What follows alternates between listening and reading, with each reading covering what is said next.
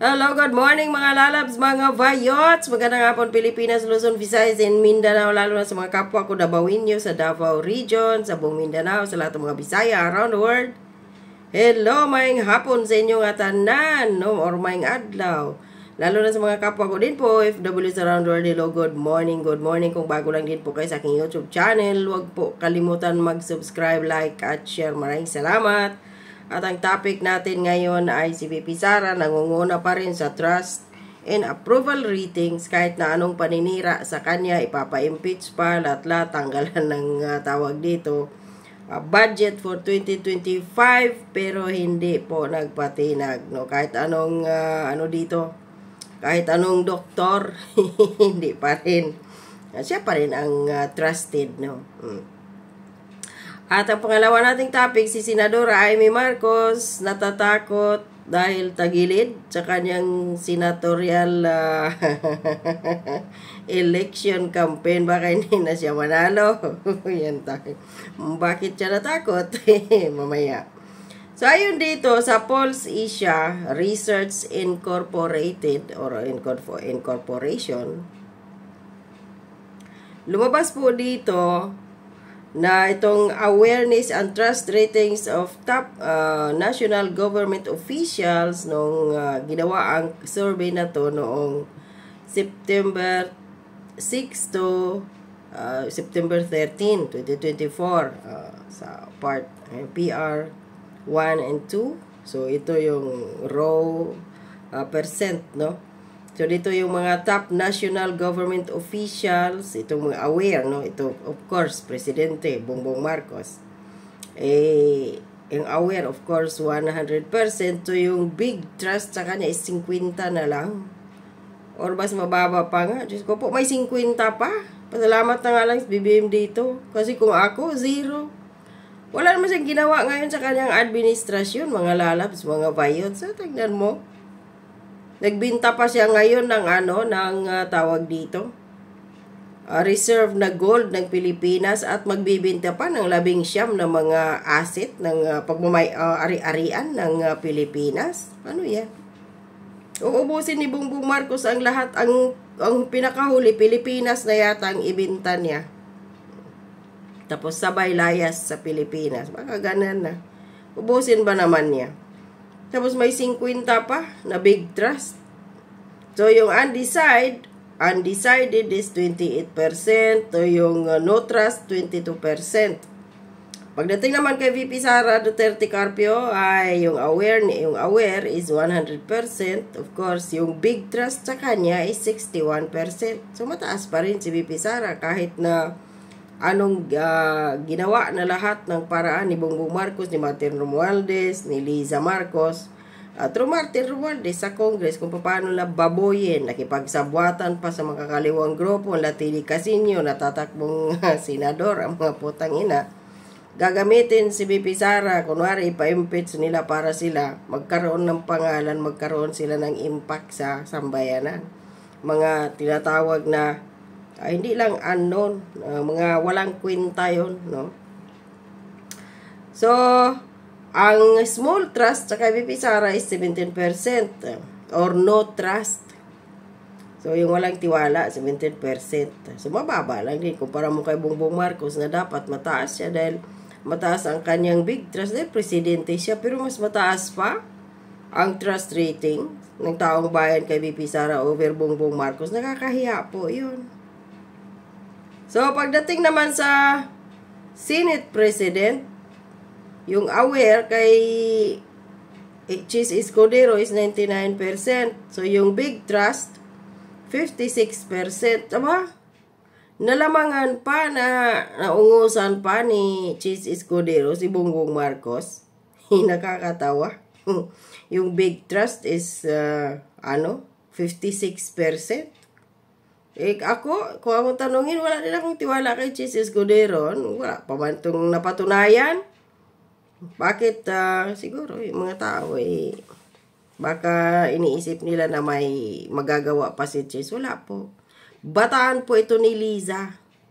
Tandaan natin sino bang nag-upo dyan. Si Liza Marcos po. Kaya walang maayos dito kay Chis Escudero. Puro lang yan yung mga sinasabi niya sa media. Mga ano lang yan, talk shit. So yung undecided kay Chis Escudero is 35. Tapos yung walang tiwala, 8. Tapos dito tayo kay kay Budoy yung mukhang mongoloid na nanaiyot. Martin Romualdez. Yung mukhang mongoloid na naturjak. Mongoloid na baboy ba na naturjak. Andito siya. So yung awareness sa kanya, yung aware is 89%. So yung nagtiwala or yung mga malaking tiwala sa kanya, big trust, ay 31%. Kalahati. Kay BP Sara kasi 61, kay BP Sara 31 sa kanya, kalahati. So yung undecided 44. So yung walang tiwala 25%. So yun, no. So kahit anong paninira pa rin kay BP Sara, trusted pa rin na kay yung taong karamihan pa rin ng nagtitiwala kay BP Sara over Bongbong Marcos, lalo na kay Martin Romualdez na inubos ang kaba ng bayan, pinamimigay. Pero konti lang yung pinamimigay, mga lalabs, mga bayots. Huwag kayong pumirma, pera lang kunin ninyo, tax din ninyo yon. Kaso, pag may pirma, ayari kayo dyan dahil may gagawin sila dyan. Baka siya na presidente or siya na prime minister. Aanuhin na naman kayo niyan, dadayain. Naku po, Diyos ko, patawarin. So dito naman tayo kay Aimee, no, bago tayo magpunta doon, no, kay Romualdez na nag-file na ng kanyang Certificate of Candidacy sa Leyte. Tatakbong kongresista, no. Ay, akala ko ba last term na niya. So dito muna tayo kay Aimee na parang natatakot or kabado sa kanyang kandidatura. Hindi na uso. Wala na siyang amor, lalo na sa mga DDS, lalo na sinabi ni BP Sara na never again sa mga Marcos siyang susuporta. Ito, kung anong drama ni Aimee. Maraming salamat sa inyong lahat at naghintay po kayo. Pasensya lang kasi meron nga akong mga hearing. Isang katutak na hearing. Maliwanag? Malilit na ahensya. So, maraming salamat. Talagang sakripisyo na tumayo ng mag-isa. Pero kinakailangan maging malaya at matatag. Eto nga. Maraming nagsasabi noon na ako'y namamangka sa 2 ilog. Totoo naman. Ang ninanais ko ay ako ang daan kung saan magtatagpo ang lahat ng ilog. So ibig sabihin, ikaw din ang dahilan kung bakit ngayon magkasabwat na yung mga makakaliwang grupong komunista, terorista through Martin Romualdez sa Congress. Ikaw, sabi mo ikaw yung dahilan para magkatagbo ang lahat ng mga ilog. Ang nasa atin. It's a tremendous sacrifice to stand alone. But I need to be free to cross the line, to talk to all parties, and to get things done. Unity was a dream that I shared in 2022. And I hold fast to that dream of unity for all Filipinos. Ayun. Paulit-ulit lang. Ma'am, does that mean, hello? Ma'am, does that mean hindi ho kayo aakyat sa entablado ni PBBM pag nangampanya siya? And the same with... Hindi ko pa alam. Sa totoo lang, naisip ko lang na ayoko pumanig sa isang partido, sa isang sektor, sa isang personalidad. Wala nang panig-panig.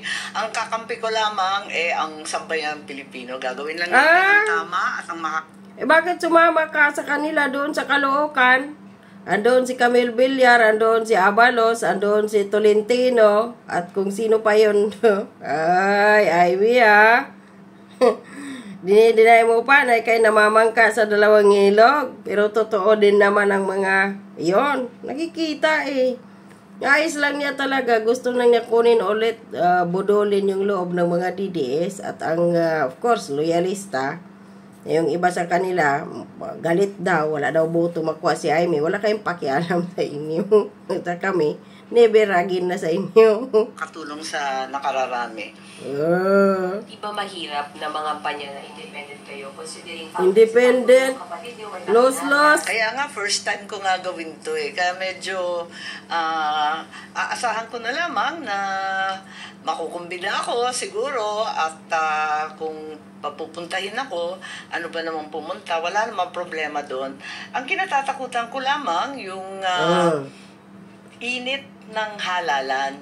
Alam naman natin na talagang nagiging malupit, minsan masakit yung sinasabi, kung ano-anong banat, abay hindi mo mag-decision. Kaya maigi na lamang lumayo at magsarili kahit napakahirap. Natatakot siya sa mga bashing. Totoo din naman lalo na ngayon na kumpirmado ang ill-gotten wealth nila na mismong Korte Suprema nang nagsasabi na yung mansyon at around 54 hectares na kinatatayuan ng kanilang mansyon sa Batac, Ilocos Norte ay mula sa nakaw na yaman at pinapasuli iyon ng Korte Suprema sa loob lamang ng 15 days sa mga Marcos sa either Philippine Treasury or saan ba? Basta sa taong bayan, pinapasuli. O sinuli ba nila? Wala tayong balita. Was the consideration of VP Sara being your friend? Nakinonsider mo ba yun, ma'am? Kaya ka mag-independent para na lang walang kiskisan, kumbaga? Ang malaking konsiderasyon, yung sitwasyon ko, yun talaga ang pinakamahalaga. Kung may dalawa kang malapit na kaibigan at sila'y nag-aaway, kakampihan mo ba yung isa laban sa isa? Siyempre, ang gusto mong mangyari, pagbatiin sila, magkausap sila, at ikaw na ang magiging daan para doon. At kung hindi pa sila handa na magkaisa, mag-iintay ka muna sa tabi. Hindi ka papanig doon sa isa. At ayaw na ayaw mo na magkaroon ng alitan yung mga kaibigan mo. Ganon talaga yun. At para sa akin, may binabasa ka pa. Halatang yung question ibinigay mo. Ay, nako po, Aimee. Wala na po. Paninindigan namin, panghahawakan namin ang sinabi ni VP Sara, basta never again na ang suporta sa mga Marcos. At kahit pa siguro susuporta si VP Sara sa'yo, hindi na kami makikinig sa kanya. Paninindigan din namin ang never again dahil bakit? Nabudol nyo kami, pamilya nyo. Kung si VP Sara patatawarin kayo dahil kaibigan kayo niya, kahit nabudol, okay, bahala siya. Pero kami hindi. Never again na sa mga Marcos. Wala na. And by the way, mga lalabs, mga bayot, si Martin Romualdez, so yun nag-file na ng kanyang certificate of candidacy doon sa Leyte, tatakbo siya. Kasi syempre, according doon sa sino ba yung napanood kong vlogger kahapon na talagang nabayaran na daw di umano doon yung mga kakandidato. So mananalo pa rin siya doon. Yung mga kakandidato doon, congressman, nabayaran na daw di umano. So mananalo siya. Wala nang tatakbo doon. Siya lang. So panalo siya at magiging speaker ulit. Ay, ang laro ng politika, boyset. So, ayan, ano masasabi ninyo? Paki-comment down below. Boto niyo pa ba si Aimee? O taga Leyte, wake up naman kayo. Hanggang ngayon, yung lugar ninyo, mas maunlad pa yung Toril, Davao City, Davao doon sa inyong lugar. Nakakaawa kayo. Bubuto niyo pa rin yung Romualdez na to, yung Tambalos-los. Ay, ewan ko sa inyo, bahala kayo. Kung gusto niyo nang mananatili yung syudad ninyo na isa sa mga pinaka-pobreng syudad sa Pilipinas, so be it, mga lalabs, mga bayit taga Leyte. Pero kung ako sa inyo, wag na kayo magboto din ng Romualdez sa inyong lugar. No?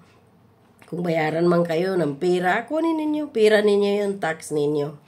Pero yung iboto ninyo, sana wag na po.